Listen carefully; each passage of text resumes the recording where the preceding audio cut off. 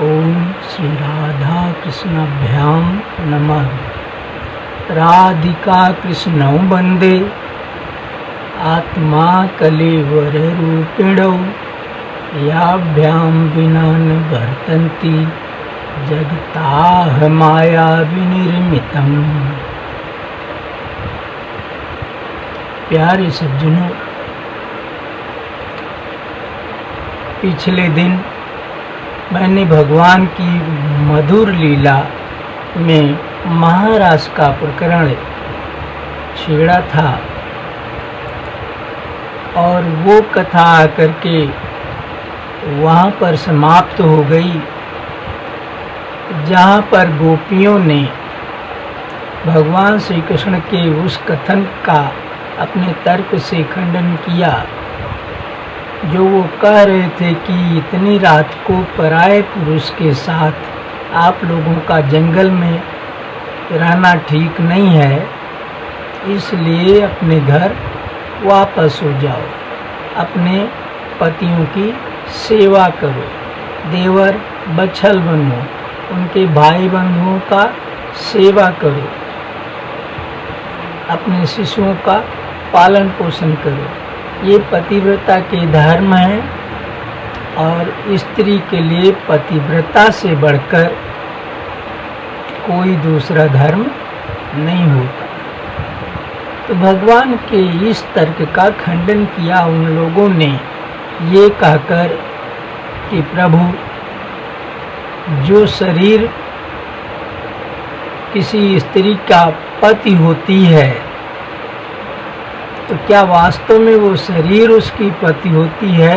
उस शरीर में जो आत्मा है, जीव है, वो उसका पति होता है।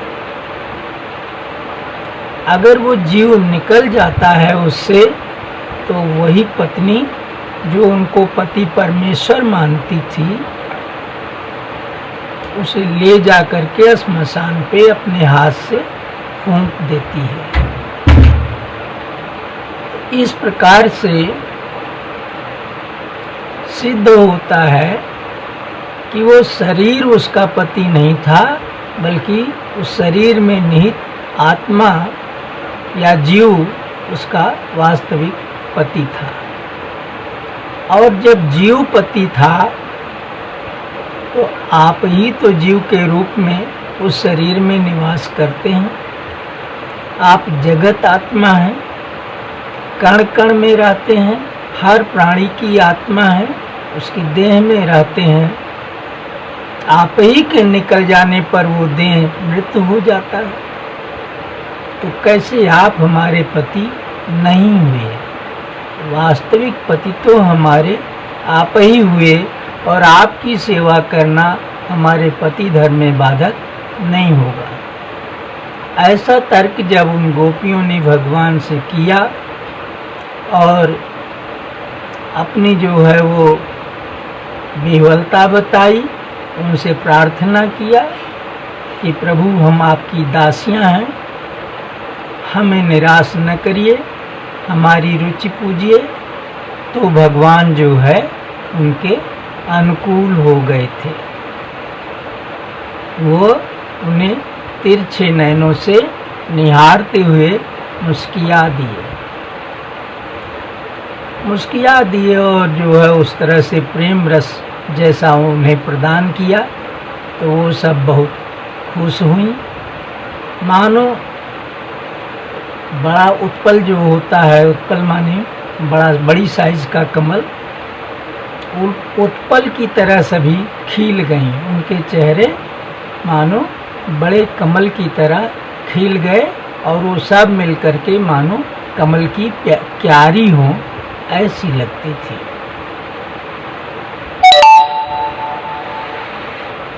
वो सभी गोपियां भगवान श्री कृष्ण के चारों तरफ घेर कर खड़ी थीं। वो भी एक बड़ा सुंदर दृश्य था।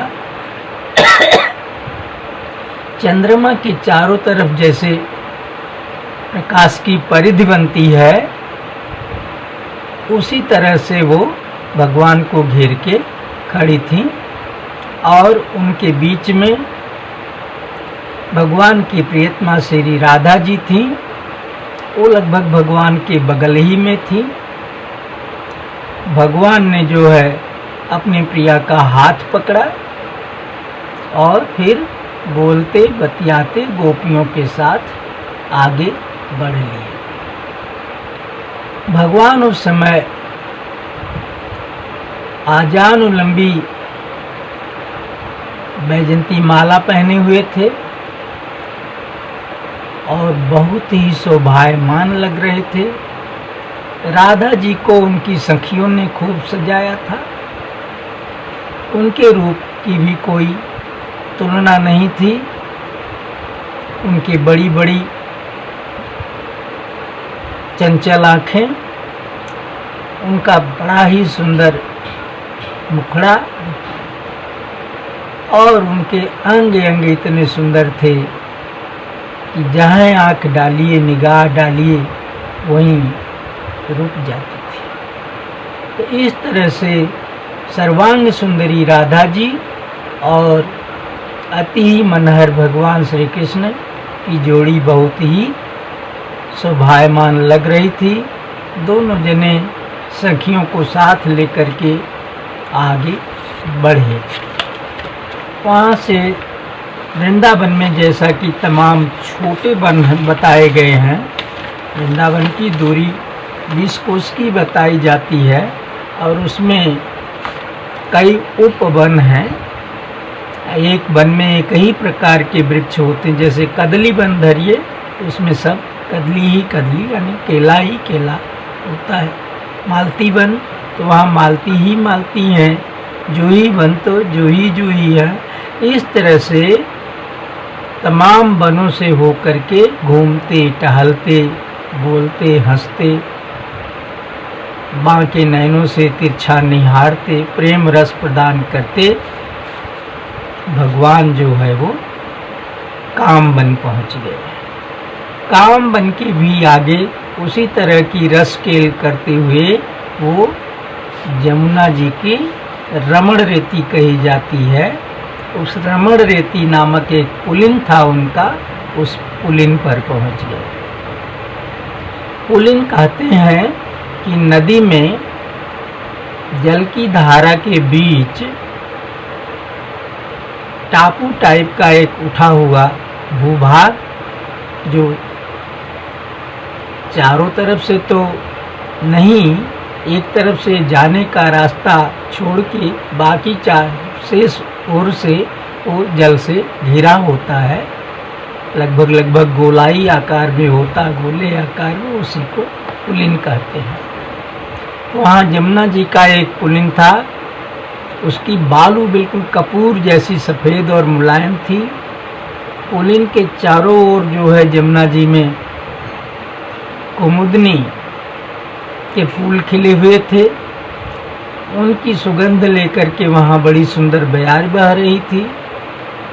और बाकी तो आपको बताया ही जा चुका है कि ये जो शरद पूर्णिमा की रात है, ये दिव्य रात है, तमाम सारी रातों का पुंजीभूत स्वरूप है, इसलिए वो भी बहुत ही प्रकाशित थी। उस पुलिन पर भगवान उन गोपियों को लेकर के गए। वहाँ जा कर के उन्होंने उनके साथ रस केलियाँ शुरू की। जैसा उनकी अपनी इच्छा थी, वो भगवान से जो है वो श्रृंगार संजोग श्रृंगार की लीलाएं चाहती थीं। तो भगवान उनका दोनों हाथ पकड़ के उठाते कहीं और फिर अपनी बाह में कस के उनका आलिंगन करते। कभी जो है उनके आधर चूमते, कभी उनके गाल चूमते, कभी उनका हाथ पकड़ के कस कस के दबाते। इस तरह का काम भगवान ने सभी गोपियों के साथ शुरू किया और वो सब जो है वो मन चाही बात पा करके बहुत ही प्रसन्न हो रही थी।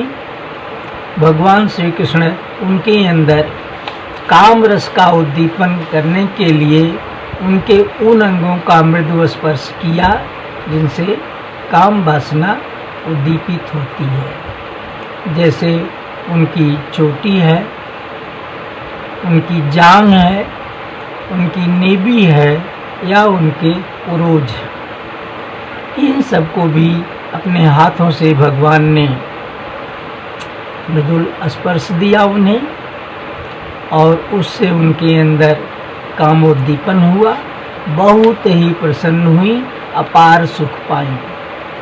फिर भगवान जो है वो उनके साथ तरह तरह की प्रेम भरी बातें करते, मनोविनोद करते उनका, और मनहर हंसी से हंसते मुस्कियाते। और बाकी जो बताया कि अंकम देना, हाथ कसना, चुंबन करना, ये क्रियाएं रह रह के सबके साथ कर रहे थे। भगवान श्री कृष्ण के दांत कुंद कलियों की माला के समान दिखाई देते थे। जब वो उनका मुंह खुलता था, हंसते थे, तो उनके दांत जो है वो कुंद कली माने बेला की कलियों की माला सदृश दिखाई देते थे, और उनके लाल लाल ओठों की लाली लिए हुए बड़ा शीतल प्रकाश उससे निकलता था। और जब कुछ बोलते थे तो लगता था कमल के सफ़ेद पुष्प झड़ रहे हैं। ऐसा जो है भगवान वहाँ पर शोभित हो रहे थे इस रूप में, और गोपिकाएं तो निहाल हो रही थी। लेकिन कुछ ही देर में उन गोपिकाओं को भ्रम हो गया। भगवान श्री कृष्ण तो आत्मा राम हैं, उन्होंने गोपियों को अपना भक्त समझ के उनकी इच्छा के अनुसार उनके साथ क्रियाकलाप किया। जो उन्हें जैसे चाहिए वैसे ही उससे मिले, जो वो करवाना चाहिए उसके साथ भगवान वही किए, या वो स्वयं जो उनके साथ करना चाहिए तो भगवान अपने शरीर उसको समर्पित करके उससे वही करवा लेते। इस तरह से उनका मन रखते, ऊपर से उनकी साध पूरी करते थे अपना शरीर सौंप करके, और भीतर से मन से वो बिल्कुल आत्माराम, निर्लिप्त और निष्काम भाव थे। तो जो भ्रम पैदा हुआ गोपियों को, वो भ्रम इस बात का पैदा हो गया कि विश्व में सबसे ज़्यादा सुंदर रमणी हम ही लोग हैं। भगवान हमको सबसे ज़्यादा मानते हैं, और तभी देखिए हमारे ऊपर लट्टू हो करके हमारे साथ किस किस तरह की श्रृंगारिक क्रीड़ाएं कर रहे हैं। ये भ्रम उनके अंदर अभिमान पैदा कर दिया। किस बात का अभिमान? सबसे सुंदरी होने का, सबसे अच्छी जवानी वाली होने का,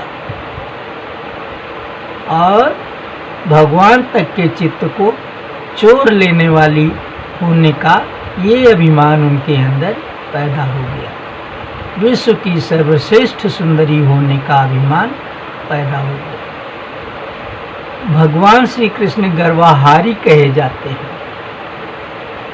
वो घमंड ही खाते हैं, और विशेष रूप से अपने भक्तों का घमंड वो बहुत ही जल्दी खत्म कर देते हैं। उनके अंदर घमंड नहीं पनपने देते, क्योंकि अगर वो घमंड का शिकार हो गया तो भक्ति पथ से विचलित हो जाता है, भ्रष्ट हो जाता है, और फिर वो जो भक्त है वो भक्त में दोष आ गए और वो भक्ति मार्ग से हट गया, गिर गया।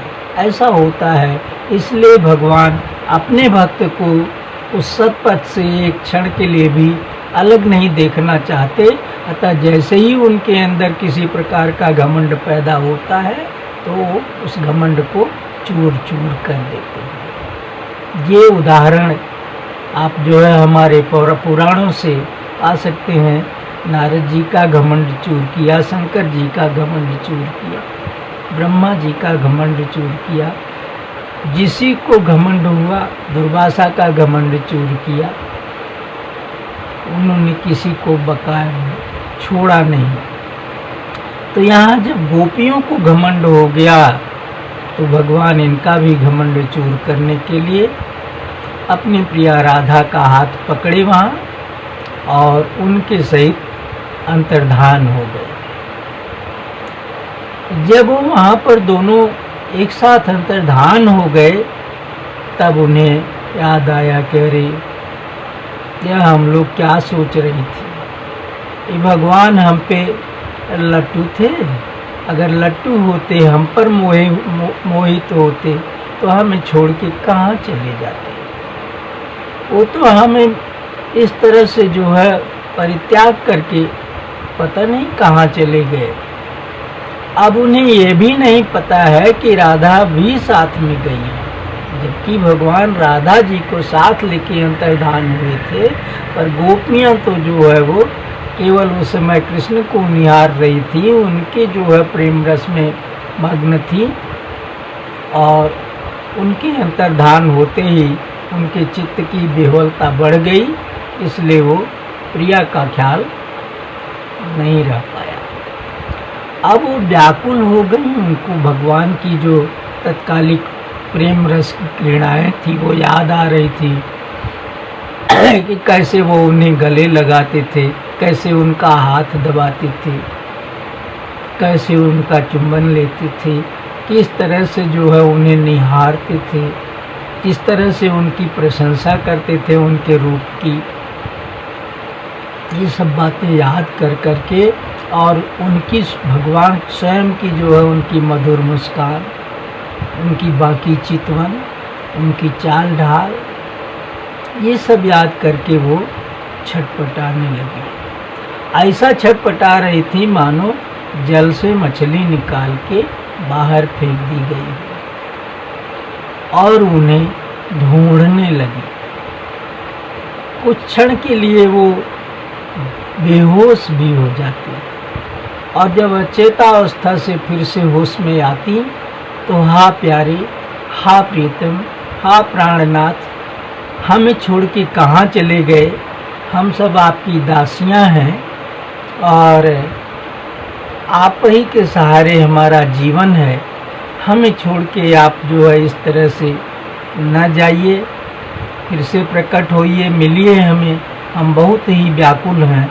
ऐसे कह के चिल्लाती, जोर जोर से उनका नाम लेके पुकारती, श्याम श्याम कहती, कन्हैया कन्हैया कहती, प्यारे कृष्ण कहती, इस तरह से बुलाती और ढूंढती। ढूंढने में कहीं कोई अकेले किसी तरफ चली गई ढूंढ रही है और कहीं दो चार साथ में है, कहीं पूरा यूथ है। इस तरह से भगवान को ढूंढते हुए वो एक वन से दूसरे वन की ओर बढ़ने लगे। जमुना जी का पुलिन तो अब छूट गया, पुलिन से बाहर आके वो जंगल में उन्हें ढूंढने लगे। कुछ दूर आगे जब बढ़ी तो उन्हें भगवान श्री कृष्ण का चरण चिन्ह दिखाई दिया धरती पर। जिसने देखा वो बड़े जोर से चिल्लाई, बाकी सखियों को बुला रहे, ले वो ये कन्हैया का चरण चिन्ह पड़ा है, निश्चय ही वो यहाँ से होके गए हैं। सभी दौड़ के आए, उसको देखी, उसमें भगवान के चरण चिन्ह में जो जो निशान होते हैं वो साफ दिखाई दे रहे थे। चक्र है, कमल है, तिकोना है, धनुष है, कुंभ है, मीन है, ये सब भगवान के जो है अंकुश है, जौ है, ये सब उनके चरणों के चिन्ह हैं। वो सब वो देखी तो कहीं हाँ, ये निश्चय ही हमारे प्यारे प्राणनाथ का चरण चिन्ह है, वो इसी तरफ गए होंगे। और उस तरफ जब आगे बढ़ी तो उनके कई चरण चिन्ह मिले, जिससे उनका विश्वास और बढ़ गया, उन्हें सहारा मिला और भगवान के उस चरण चिन्ह को देखती हुई और थोड़ा आगे गई तो उन्हें एक स्त्री के भी चरण चिन्ह उन चरण चिन्हों के बगल में पड़े हुए दिखाई दिए, बिल्कुल उससे सट के पड़े हुए थे। उस स्त्री के चरण चिन्ह को देख करके वो जो है वो व्याकुल हो गई, दुखी हो गई। यद्यपि वो जानती थी कि ये चरण चिन्ह किसका है, लेकिन वो अपने प्रेम में और अपने स्वार्थ में इतना ज़्यादा व्याकुल थी कि उन्हें उसकी परवाह नहीं। बस वो ये जानती थी कि ये किसी स्त्री का चरण चिन्ह है जो भगवान के चरण चिन्ह से सट के आगे बढ़ता हुआ गया है। लगता है कन्हैया इसे इसके गले में बाँह डाल के सट के इसके साथ चले हैं।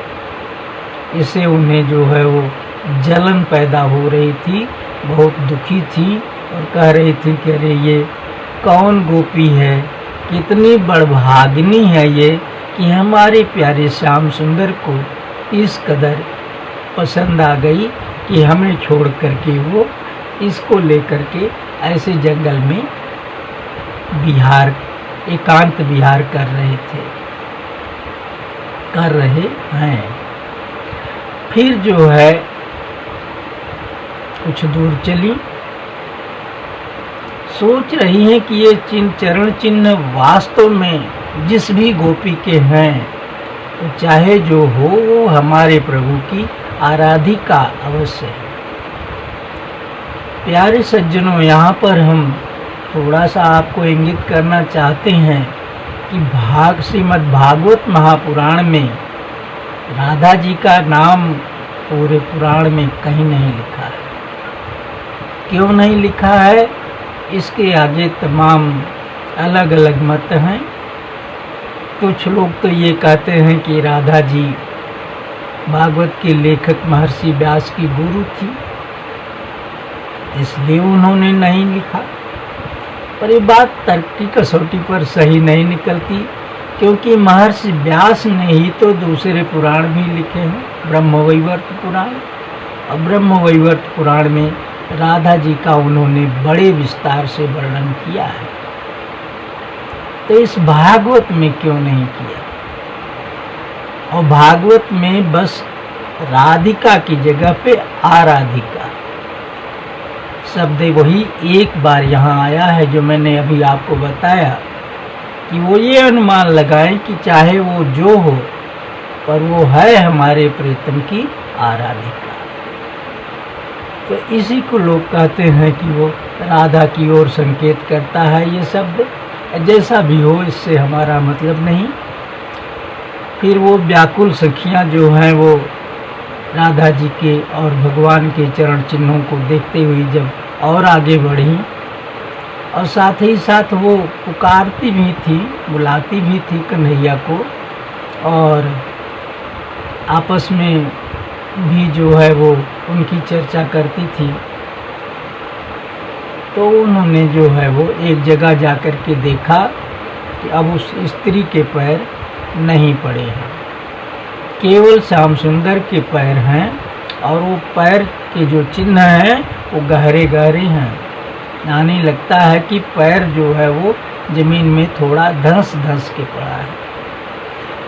तो इस गहरे चरण चिन्हों को, अकेले कृष्ण के चरण चिन्हों को देख करके वो सब अनुमान लगाने लगी कि लगता है कान्हा ने उस अपनी साथिनी को अपने कंधे पर उठा लिया, क्योंकि उसके पैर सुकुमार रहे होंगे और यहाँ जंगल के तृण जो है उसमें गड़ रहे थे, उसे पीड़ा हुई होगी, तो उसको सुख देने के लिए उन्होंने उसे उठा के कंधे पे लाद लिया और जो है तब आगे बढ़े हैं।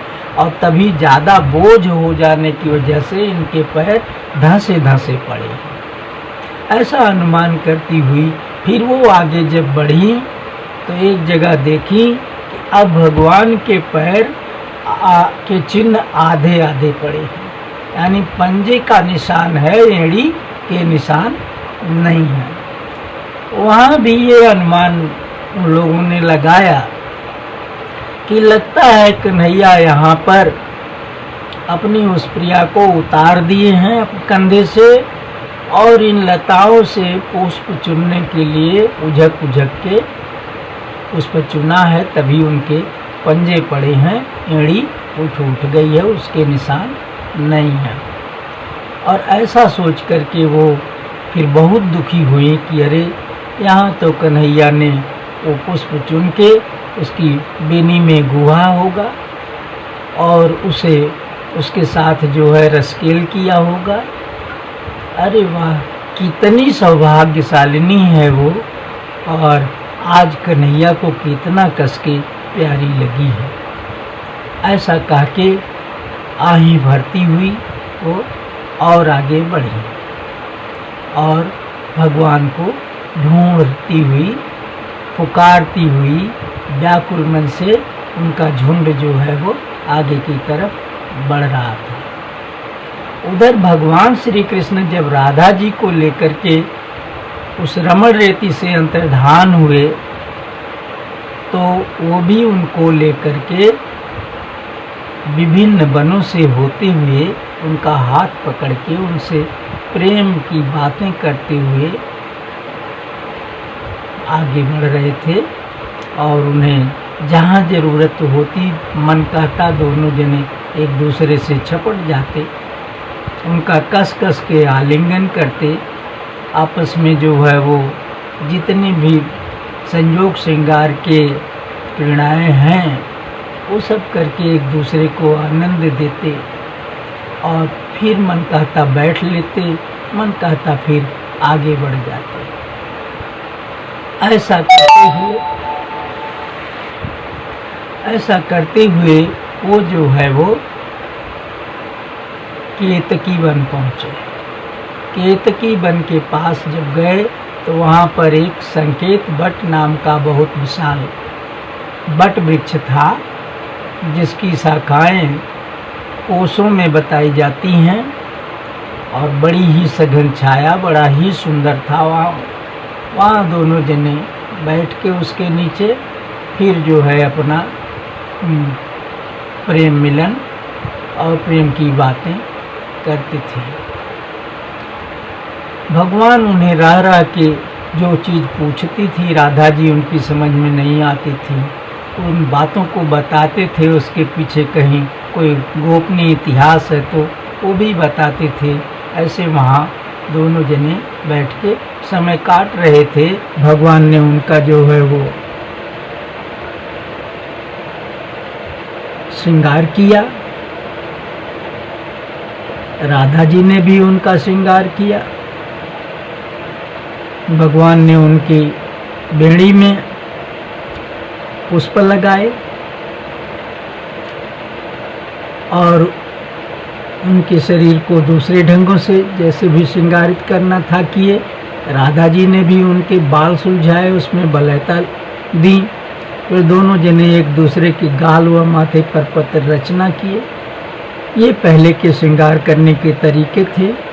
उस तरह से दोनों जने एक दूसरे को किए और बहुत ही प्रसन्न थे, बहुत ही एक प्रेम से एक दूसरे को निहार रहे थे कि उनके सामने दिखाई दिया कि एक बहुत ही कुरूप काले रंग का बूढ़ा और बहुत ही कठिनाई से चलता हुआ व्यक्ति आ रहा है। अब वो व्यक्ति इतना काला कलूटा था और उसका मुंह इस तरह का विकृत था कि उसे देखने की इच्छा नहीं कहती थी। और नाटे कद का और उसके बाल वूल सब बिखरे हुए, दाढ़ी मूछ बढ़े हुए, बड़े बड़े नाखून और सारे अंग टेढ़े मेढ़े थे। बड़े कष्ट के साथ एक एक कदम करके आ रहा था, पर उसके अंदर लगता था कि विवेक और तप का इतना तेज है कि जब वो सांस लेता था तो उसके मुंह से अग्नि की लपट जैसी दिखाई देती थी बाहर निकलती हुई, तो उसका तपह तेज मालूम होता था। राधा जी उसकी जो है इस शकल सूरत पर हंस पड़ी। भगवान श्री कृष्ण ने उनको विशेष ढंग से जो है वो निहार के इस काम के लिए रोका और कहा कि प्रिय हंसो नहीं। तब राधा जी रुक गई और वो व्यक्ति जो है वो भगवान के पास आया, दोनों हाथ जोड़ करके जुगल मूर्ति को निहारा और उनके चरणों में प्रणाम किया। फिर भगवान की वो जो है बड़ी ही प्यारी स्तुति किए और स्तुति करने के बाद उनके चरणों पे गिर पड़े और शरीर का त्याग कर दिया, यानी उनका प्राण गिरते ही निकल गया, मर गए। ये एक अचरज की बात थी। राधा जी इसे देख करके ताजुब की दृष्टि से देख रही थी, पर देख के क्या करेंगी, वो मृत शरीर उनका भगवान के पैरों के बगल में लुढ़क गया और कुछ देर के बाद उनकी शरीर से उनकी जीवात्मा निकली, जो 7 ताल ऊंचाई ऊंचा उठ के भगवान की प्रदक्षिणा की और फिर वो भी भगवान के चरण पर ही गिरी और उसी में समा गई। ये भी एक अचरज की बात रही। फिर जो है वो भगवान श्री कृष्ण ने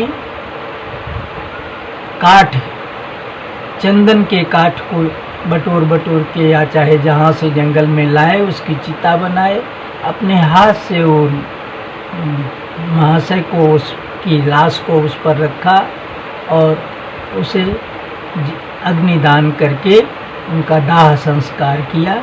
साथ ही जो अंत्येष्टि की अन्य क्रिया या कर्मठ होते हैं भगवान श्री कृष्ण ने वो भी किया।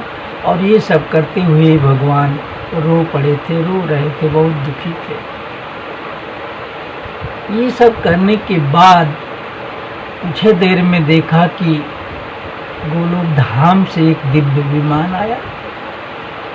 वो विमान जब धरती पर पहुंचा तो उसमें भगवान के जो पार्षद थे वो उससे उतर के नीचे आए और वो हाथ जोड़ करके अपने स्वामी प्रियालाल को, यानी भगवान श्री कृष्ण और राधा मैया को सादर प्रणाम किए। हाँ, तो सज्जनों, मैं बता रहा था कि देखिए, व्यवधान उपस्थित हो जाने से कथा अधूरे में छूट गई। भगवान श्री कृष्ण के पार्षद जो विमान से उतरे थे और अपने स्वामी प्रियालाल को जो है वो प्रणाम किए, तब तक भगवान श्री कृष्ण के चरण से जो आत्मज्योति महात्मा की समाई हुई थी देवल जी की, वो भी उसमें से निकली और वो सूक्ष्म बपधारी महात्मा के रूप में निकली। तो भगवान के पार्षदों ने उसे भी प्रणाम किया और फिर अपने उस विमान पर बड़े ही आदर के साथ बैठा के लेके चले गए, गोलोक धाम चले गए।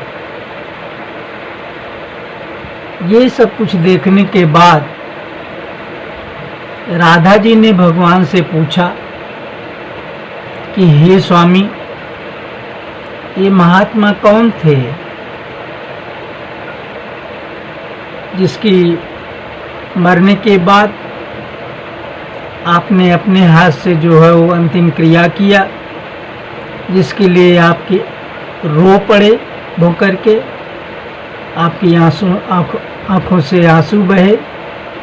इनके बारे में कृपया मुझे बताइए। भगवान श्री कृष्ण ने कहा, प्रिय, जब प्रलय हो गया था और पूरी पृथ्वी जलमग्न हो गई थी, तो उसके बाद फिर से जब जो है ब्रह्मा जी की निशा छटी और उन्होंने फिर से सृष्टि करना शुरू किया, तो सर्वप्रथम उन्होंने 4 पुत्र पैदा किए। जो बड़े ही सुंदर, बड़े ही विवेकशील, सरल चित्त थे, वो दिगंबर थे और 5 साल की स्थिर आयु वाले थे। उनको ब्रह्मा जी ने कहा कि पुत्रों, हम तुम्हें उत्पन्न किए हैं अपने सृष्टि कार्य में सहायक होने के लिए, इसलिए इस सृष्टि को आगे बढ़ा करके हमारी सहायता करो। पर वो चारों पुत्र हाथ जोड़ के अपने पिताजी को प्रणाम किए और बोले, पिताजी ये काम हमसे नहीं हो पाएगा। हम भगवान की तपस्या, उनकी उपासना, उनका भजन कीर्तन करने में रुचि रखते हैं और ये सृष्टि उष्टि का काम हम नहीं करेंगे। ऐसा कह के वो चारों ही वहाँ से चले गए। वो चारों कौन थे? वो सनकादि ऋषि थे, ब्रह्मा के प्रथम पुत्र थे।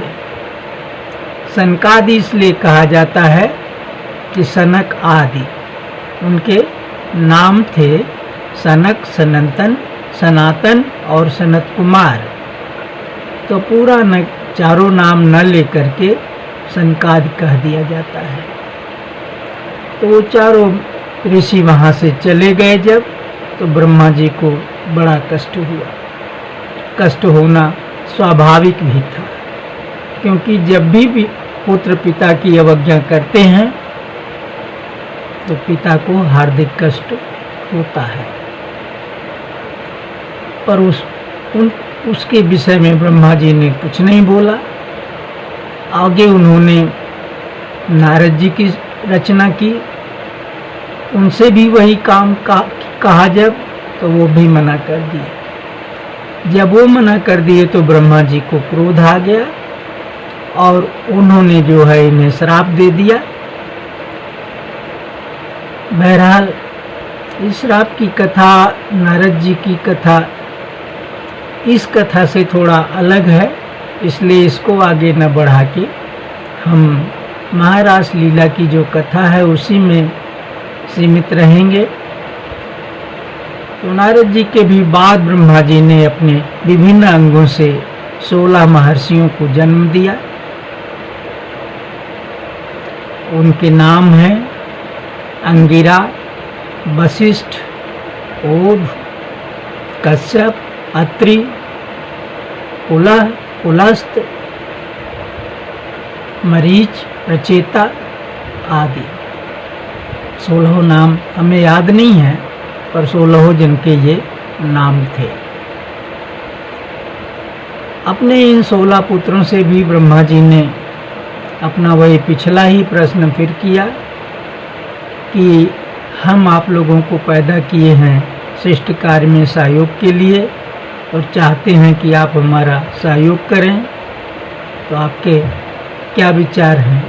उन लोगों ने हाथ जोड़ के अपने पिता को नमन किया और बोले, पिताजी आपकी आज्ञा सिर माथे है, हम सृष्टि में सहयोग करेंगे, पर थोड़ा हमें तपस्या करने का मौका दीजिए, थोड़ा हम तपोबल अर्जित कर लें, तब इस कार्य को करें। ब्रह्मा जी ने कहा ठीक है। तो वो 16 महर्षि अलग अलग जाकर के अपनी तपस्या किए, तपोबल अर्जित किए और इसके बाद उन लोगों ने अलग अलग औरतों से विवाह करके उनसे संतानें उत्पन्न की और अपने पिता जी का कार्य आगे बढ़ाया। तो उन 16 महर्षियों में से जो प्रचेता जी थे, उनके जो पुत्र हुआ उसका नाम आसित था। आसित बड़ा ही सुंदर और बड़ा ही विवेकशील धर्मात्मा पुत्र हुआ। बड़ा होने पर प्रचेता जी ने उसका भी विवाह कर दिया और फिर बोले कि बेटा तुम अपने वंश को आगे बढ़ाओ। तो असित ने भी अपने वंश को आगे बढ़ाने का प्रयास किया, पर वो असफल रहे, उनकी कोई संतान नहीं हुई। तब वो जाकर के एकांत में दोनों प्राणी भगवान की बड़ी भारी तपस्या किए। भारी तपस्या के बावजूद भी उन्हें सफलता नहीं मिली, ना भगवान प्रकट हुए, ना उन्हें वरदान मिला।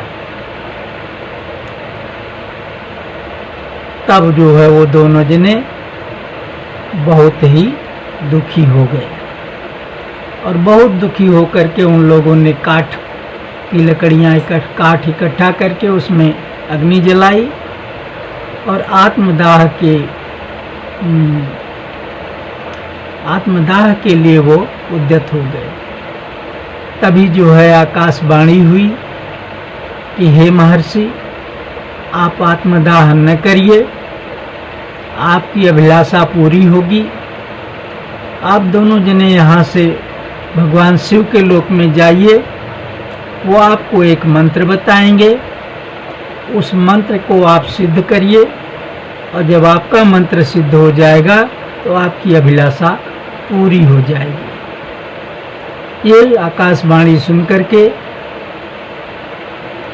असित दंपति बहुत ही प्रसन्न हुए, निहायत प्रसन्न हुए और फिर वहाँ से चल के दोनों जने शिवलोक गए।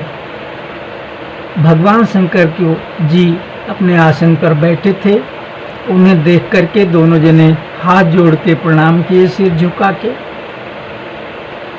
भगवान शिव ने हाथ उठाकर आशीर्वाद दिया, लेकिन इसके बाद भी वो दोनों अपनी ही जगह पर खड़े हुए रोने लगे, आंसू ढारने लगे, जिससे गदगद होकर के भगवान शिव ने कहा कि हे महर्षि, आप दुखी मत होइए, मैं ये जानता हूँ कि आप यहाँ किस लिए आए हैं। आपकी तपस्या विफल हो गई थी, आप जो संतान उत्पत्ति के लिए तप कर रहे थे वो विफल हो गई और तब आकाशवाणी हुई जिसके अनुसार आप यहाँ पर आए हैं। तो आप घबराएं नहीं, मैं अपने समान ही अपने अंश से पुत्र देने का उद्यम आपको करूँगा।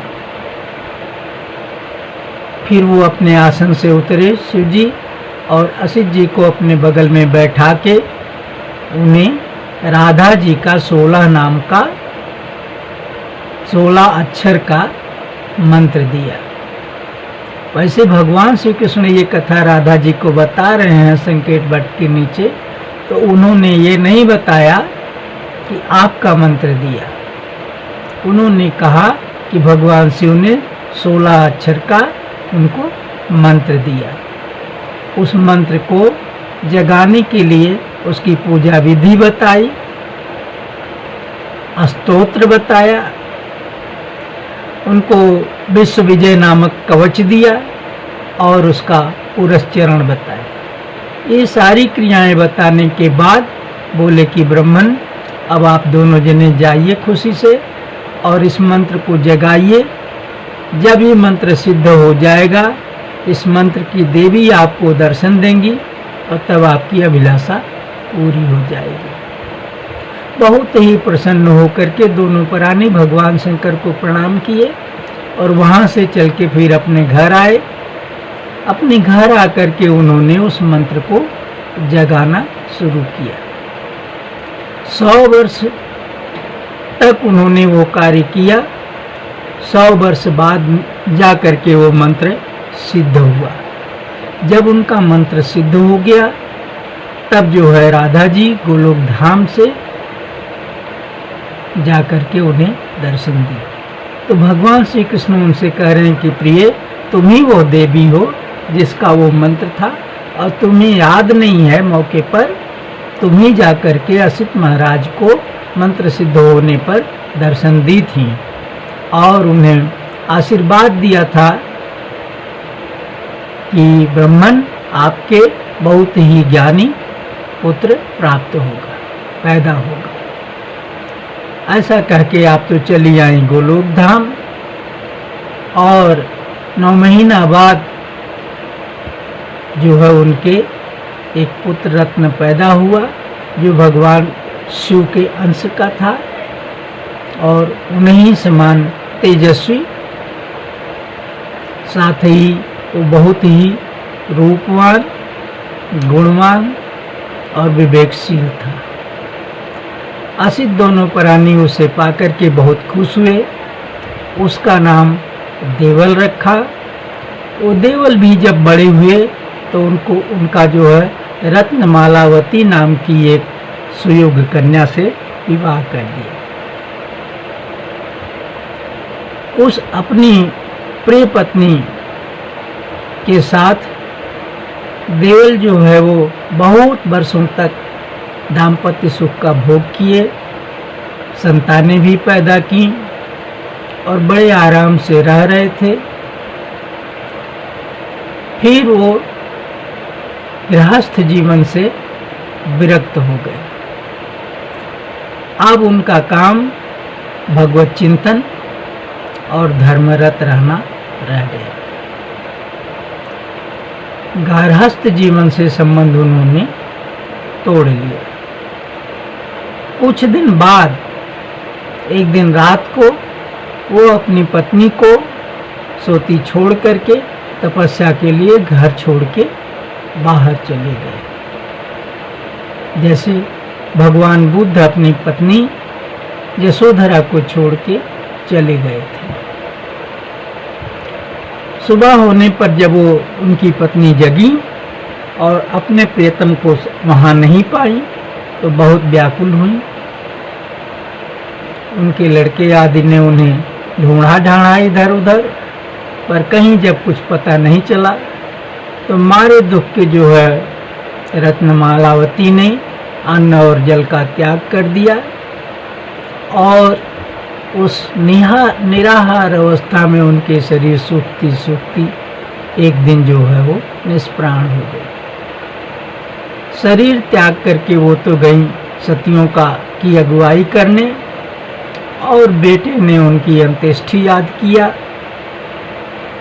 इधर जो देवल जी आए थे उन्हें छोड़ करके ये गंधमादन पर्वत पर उसकी एक गुफा में आसन मार के समाधिस्थ हो गए और भगवान श्री कृष्ण की उपासना करने लगे।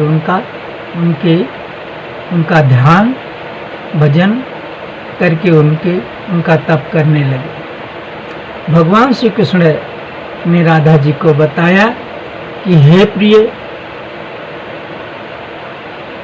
बहुत दिन तक उन्होंने घनघोर तप किया था। यूँ कहिए कि 1000 वर्ष तक उन्होंने तपस्या की थी।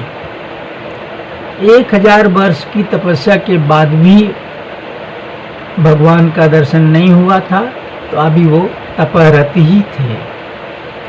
एक दिन इंद्रलोक की अप्सरा रंभा उस गंधमादन पर्वत पर गई और संजोग से उस गुफा में उसने इनको देखा।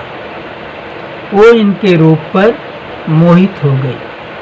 यद्यपि ये देवल मुनि वृद्ध हो गए थे, लेकिन तपह तेज के नाते इनके शरीर से अंग कांति निकलती थी और इनका रूप जो है वो वैसे ही दमक रहा था।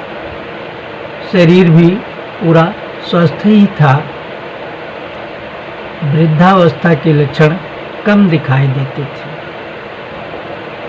तो इस रूप में उन्हें देख करके रंभा इन पर मोह हो गई, आसक्त हो गई और वो निर्लज्जता पूर्वक इनके साथ जा करके खोल के जो है वो कही कि हम काम बाण से व्यतीत हैं। हे मुनिवर, आप हमें जो है वो हमारे साथ सहवास करिए और हमारी रुचि पूजिए। पर इन्होंने हाथ जोड़ के कहा, माता आपने ये क्या कह दिया? हम वृद्ध ब्राह्मण हैं, तपरत हैं, घर द्वार छोड़ के हम यहाँ पर इतने दिनों से भगवान कृष्ण को ध्या रहे हैं, तो हम अब परदारा के साथ ये व्यभिचार कर्म हम नहीं करेंगे। हमारे मान का ये नहीं है और ना ही ये धर्म संगत है। इसलिए आप हमसे निराश होइए और हमें इस काम के लिए न कहिए। हम तो आपके पुत्र समान हैं। दूसरी बात ये भी है मैया कि आप अपनी जवानी और स्वरूप के अनुकूल कोई नवयुवक ढूंढिए जो आपका स्वार्थ पूरी तरह से सिद्ध करे। आप उसके साथ सहवास करके पूर्ण तृप्त हों, ऐसा युवक ढूंढ लीजिए। हम ये काम नहीं कर पाएंगे, हमें क्षमा करिए। ऐसा कहे वो, भले ही कहे, पर वो जो है वो इतना ज़्यादा कामाग्नि में जल रही थी, इतनी ज़्यादा व्यथित थी, छटपटा रही थी कि वो उनसे कही कि देखो ब्राह्मण, हम इस समय जो है काम पीड़ा से बहुत अधिक पीड़ित हैं, बहुत बेचैन हैं, हमसे रहा नहीं जा रहा है और हमारी याचना को तुम ठुकरा रहे हो, ये ठीक नहीं है। हमारे साथ अनशन करो, हमें तृप्ति दो। उसके दोबारा ऐसा कहने पर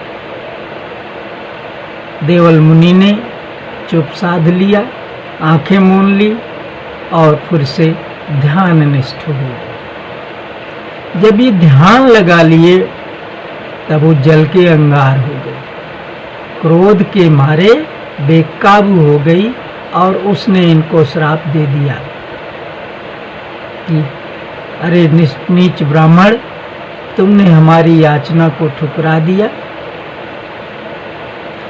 हम इतनी विनती की पर उसको कोई महत्व नहीं दिया, इसलिए हम तुमको श्राप देती हैं कि तुम्हारे जितने अवयव हैं वो सब टेढ़े मेढ़े हो जाए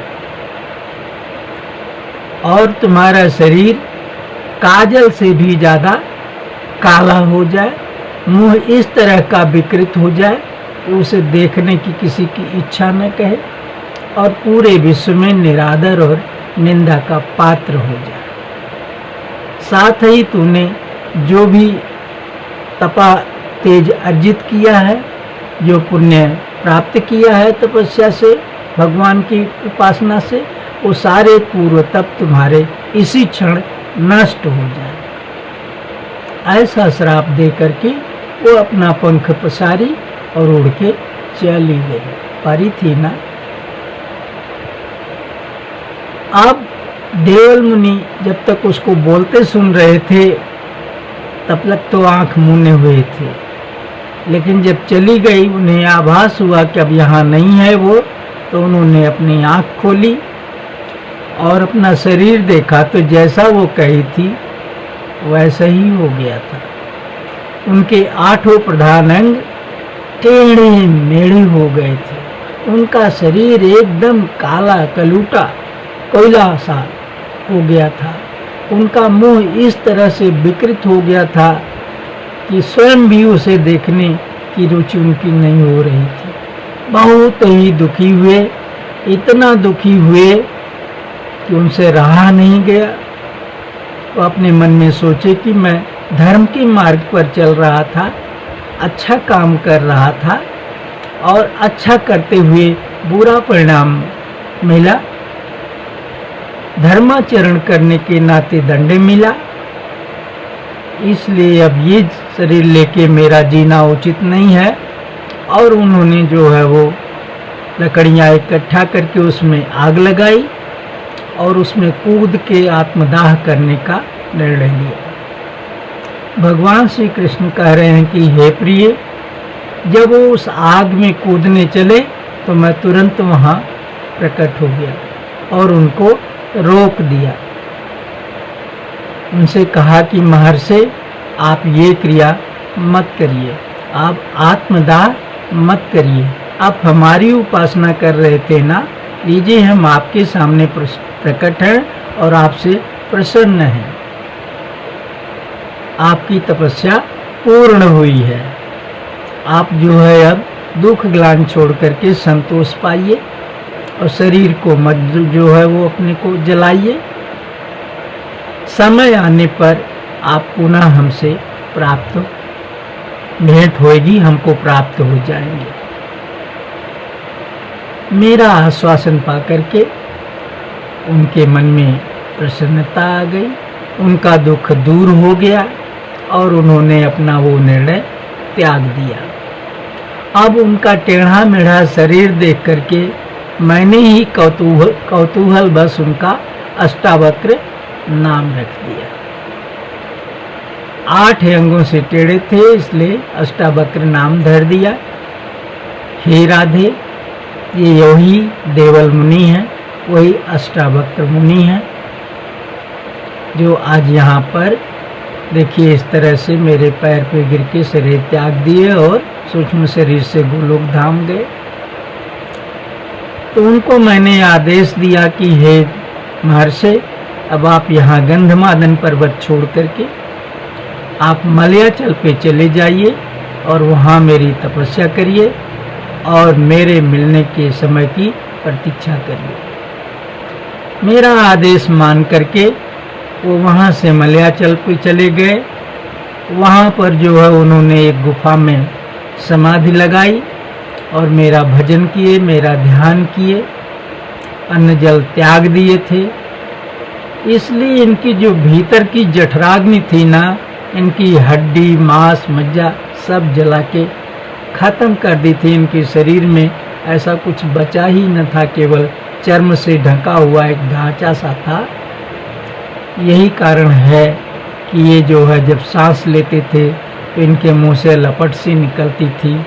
और ये वहाँ पर 60,000 वर्ष तक तपस्या करने के बाद विक्षिप्त जैसे मुझको भरते हुए विचरा करती थी। आज उनके मुझसे मिलने का समय आ गया। वो जिसकी शरीर एकदम जो है उसके लिए भार हो गई हो, एक कदम भी चल फिर न पा रहा हो, वो उतनी दूर से कितने कष्ट के साथ यहाँ आए। और आगे की कहानी आप देख ही रही हैं जो कुछ हुआ। तो ये वही देवल मुनि हैं, वही अष्टावक्र हैं जो आपके मंत्र सिद्धि के बाद आपके वरदान से पैदा हुए थे। इनके पिता को आपने दर्शन और वरदान दिया था। राधा जी जी भगवान की ये बातें सुनी तो बहुत ही प्रसन्न हुई उनके स्वभाव पर, उनकी उदारता पर, और उनसे हाथ के लिपट गईं उनके गले से। उनको उनके प्रति निहोरा व्यक्त किया। कुछ देर वहाँ रहने के बाद फिर भगवान ने अपनी प्रिया का हाथ पकड़ा और उन्हें लेकर के आगे बढ़े। रास्ते में प्रेम क्रीड़ा करते हुए दोनों जने जा रहे थे। कहीं कोई बन, कहीं कोई बन, खरीद बन, बिल बन, ऐसे करके पड़े। कहीं पर बैठ के बतियाते, कहीं पर जो है प्रेम विह्वल होकर के अखबार देते, चुम्बन करते, हाथ पकड़ते, चलते बतियाते यूँ उनका समय बीत रहा था। कहीं तालाब के किनारे खड़े होकर के खिले हुए कमलों का दृश्य देखते। ऐसे चलते चलते दोनों जने कोकिल वन पहुंच गए। कोकिल वन में जाके वहां बैठे। तभी अचानक राधा जी को भी भ्रम हो गया, वही भ्रम जो गोपिकाओं को हुआ था। उन्हें भी ये आभास हो गया कि भगवान श्री कृष्ण सबसे ज़्यादा मुझको मानते हैं। मेरे रूप और यौवन पर ये जो है मुग्ध हैं। मुझे गोपियों में सर्वश्रेष्ठ और सर्वश्रेष्ठ सुंदरी मानते हैं, तभी तो सबको त्याग करके मेरे पीछे यहाँ चले आए और मेरे साथ साथ जो है वो एकांत भ्रमण कर रहे हैं। ये भावना राधा जी के अंदर, उनके अंदर अभिमान को जन्म दे। तभी जो है वो उसी समय गोपिकाएं जो भगवान को ढूंढ रही थीं, जिन्हें दोनों जने रमण रेती के पुलिन पर छोड़ के चले आए थे, वो उधर ही आ रही थी। उनका कोलाहल दूर ही से सुनाई दे रहा था। भगवान श्री कृष्ण ने कहा, प्रिय देखो वो गोप बालाएं यहाँ भी आ गईं। अब हम लोगों के एकांत सेवन में बाधा पैदा होगी, इसलिए यहाँ से उठो और चलो कहीं अन्यत्र चलें। राधा जी ने कहा कि हे प्रियतम, चलते चलते मेरी पतली कमर जो है वो बहुत पीड़ा कर रही है। वो लचते लचते लगता है कि टूट सी गई हो और मेरे पैर थक गए हैं। मैं अब कहीं भी चलने में असमर्थ हूँ, इसलिए आगे आप मुझे कैसे ले चलेंगे। ये बात उन्होंने अपने उस अभिमान के भावना के तहत कही कि देखें ये क्या करते हैं, ये हमारे ऊपर लट्टू हुए हैं, तो इसके आगे इनकी क्या क्रिया होती है इसको देखेंगे, इसलिए वो उनसे ऐसा कहें।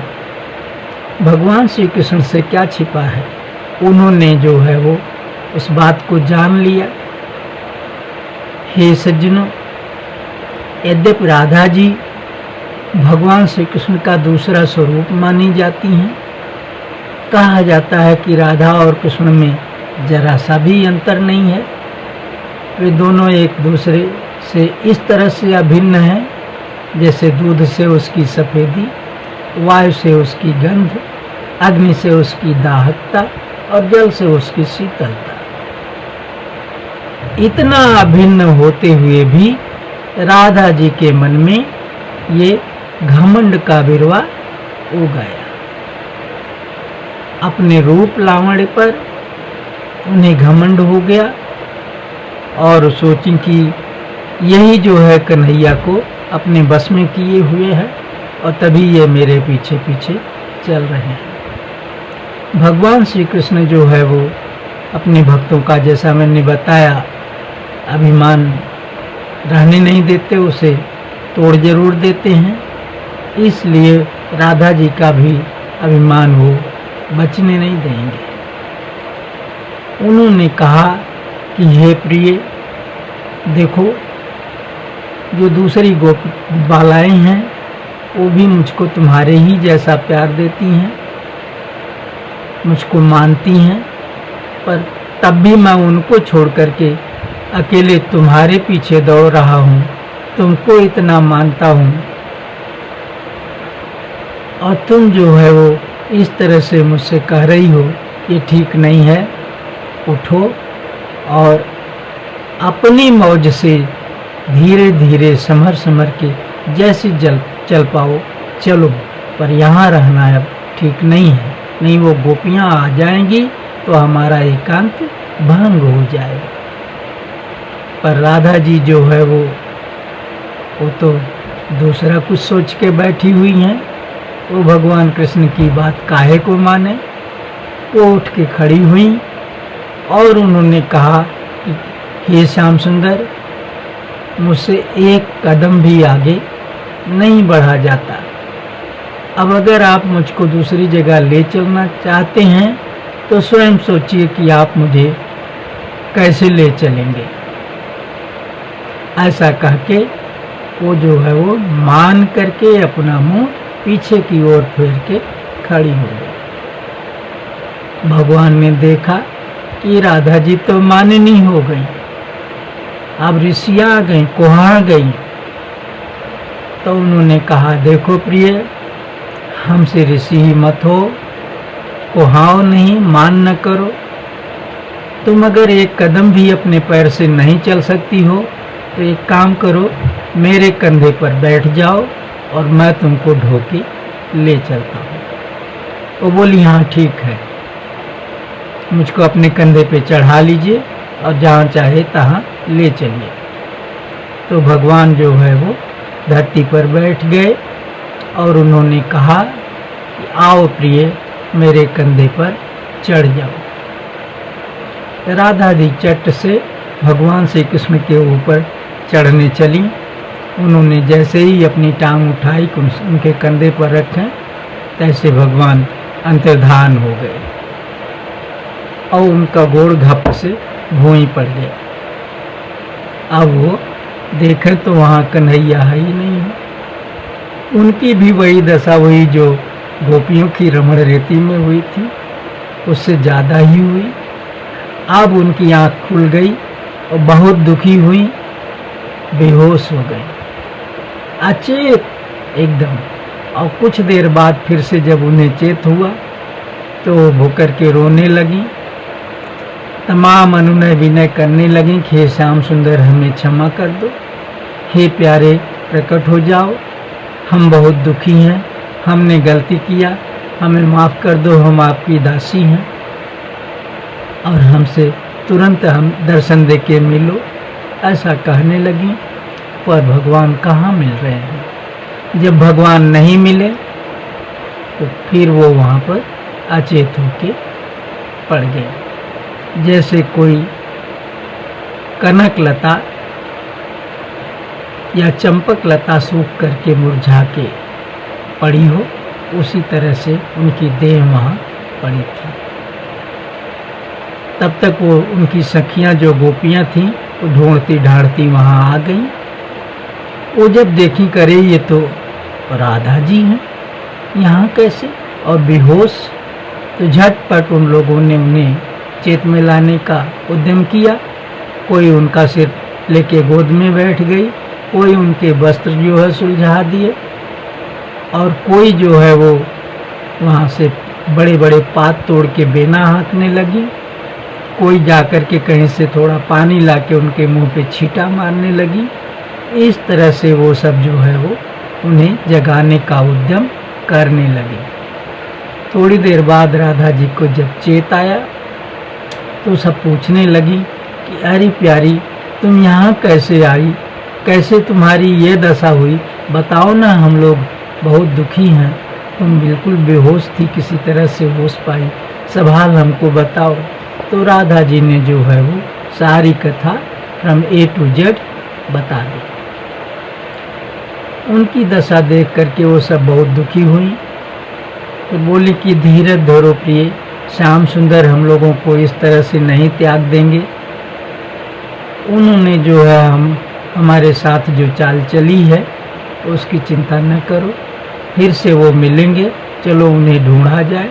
और इस तरह से राधा जी को लिया के अपने साथ वो फिर उन्हें ढूंढने लगी। सब की सब आगे बढ़ती जाती, कहीं इस जंगल में, कहीं उस जंगल में, कहीं झाल में, जहाँ देखती कि यहाँ अंधेरा है, यहाँ झाल झाखर है, वहाँ आगे नहीं बढ़ती थी। सोचती थी कि इसमें हमारे प्रीतम अगर छिपे भी होंगे तो हम जब उन्हें पाने के लिए आगे बढ़ेंगी तो और अंदर चले जाएंगे, और जब और अंदर जाएंगे तो उनके सुकुमार पैरों में कांटा कुछ धंसेंगे, उन्हें पीड़ा होगी।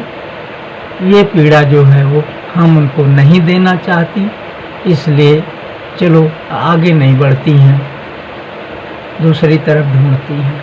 ऐसे कह के वो प्रकाशमान जगहों पर ही भगवान को ढूंढती, जोर जोर से बुलाती, उनका गुणगान करती और आगे बढ़ती चली जा रही थी। वे सब की सब भगवान के साथ इस तरह का व्यवहार करती हुई उन्हें ढूंढती, बिलपती, रोती, दुख के मारे उसी रमण रेती पर पुनः जा पहुंची जहाँ से भगवान अंतर्धान हुए थे राधा जी के साथ। वहाँ जाकर के वो सब जो है वो भगवान को फिर से याद करने लगी, विनती करने लगी कि प्रभु हमें यूँ निराश न करिए, हमें अपनाइए, हम आपके ऊपर तन मन धन से न्यौछावर हैं, हमारी भूल को क्षमा कर दीजिए। आप दया सिंधु हैं, आप क्षमा सिंधु हैं, हमारी गलती बहुत बड़ी नहीं है, इसलिए हमें यूँ कष्ट मत दीजिए, फिर से हमारे बीच में प्रकट होइए, हमको आनंदित करिए, हमें अपनाइए। यही बात जो है वो सबकी सब कहती थी, दिल से दुखी थी और भगवान को पुकार रही थी। तब तक जो है वो भगवान उनके बीच में प्रकट हो गए, पुनः आके प्रकट हो गए सारी गोपियों के बीच में। जहाँ राधा जी थीं, उन्हीं राधा जी के बगल में भगवान श्री कृष्ण एकाएक प्रकट हो गए। उन्हें देख करके साहब की सब चटकचित्त हो गई, बहुत प्रसन्न हुई। अब उनकी खुशी का कोई ठिकाना नहीं रहा। तो हे सज्जनों, अब इस कथा को, महाराज की कथा को यहीं पर विराम देते हैं। अगली भेंट में इसके आगे की कथा बताएंगे। अभी रासलीला तो हुई ही नहीं है, ये उसके पहले के उपक्रम, पहले की बातें जो हुई थी रास के पहले की, वो सब हुई है। रास अब होएगी, वो कथा हम अगले भेंट में आप लोगों को सुनाएंगे। तब तक के लिए क्षमा करिएगा। जय श्री राधे।